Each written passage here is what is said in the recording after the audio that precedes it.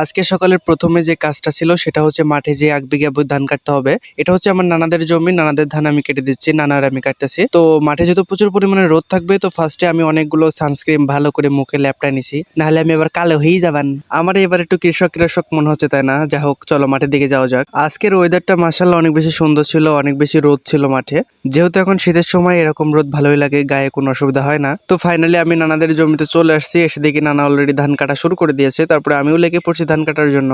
শীতকালে একটা সমস্যা আছে, সেটা হচ্ছে আমি রেগুলার হচ্ছে 8টার দিকে ঘুম থেকে উঠি, কিন্তু এই কাজের সময় কি হয় 6:30টার দিকে ঘুম থেকে উঠতে হয়। ভাই, এই শীতের ভিতরে ওই সময়টাই সবচেয়ে প্যারা লাগে। আরো একটা জিনিস রিয়েলাইসিস করলাম, সেটা হচ্ছে গতকালকে আমি 10 কাঠা জমির ধান কাটছি আমাদের। তো ওইটা কাটার পরে রাত্রে আমি কিছু বুঝিনি, সকালে ওঠার সময় দেখলাম যে পুরো শরীরটা ব্যথা হয়ে আছে। ওই ব্যথাটা আজকে কাজ করলেই মনে করে সেরে যাবে। তো যাই হোক, আমাদের প্রায় 1 বিঘা ভুঁড়ি অর্ধেক কাটা শেষ হয়ে গেছে, দেখতে পাচ্ছ। তো আমরা এখন যাব হচ্ছে ভাত খাওয়ার জন্য বাড়িতে। সকাল 10টার মতো বাজে। সকালের খাবারটা খেয়ে এসে আমাদেরকে আবারও কাজ করতে হবে, আজকে শেষ করতে হবে এটা।